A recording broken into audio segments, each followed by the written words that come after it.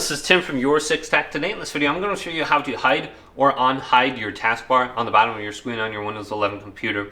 So maybe you accidentally hid this and you want to see it. Go to Start, then go to Settings, then go to where it says Personalization. Scroll on down and we're looking for Taskbar. Then scroll on down under this list and we want to go to Taskbar Behaviors. And you may have hit this by accident. Automatically hide the taskbar. So this is going to hide until you swoop on down to get it, and then it'll pop up. So this actually isn't too bad. So if I close this, I can just see everything on my screen. All I have to do is go on down, click on this, and it'll open up. So maybe you have like a touchpad version or something like that with a screen. But hopefully this video did indeed help you out. Leave it a big thumbs up. And subscribe to my channel down below for more tech videos coming up next on Your 6 Tech.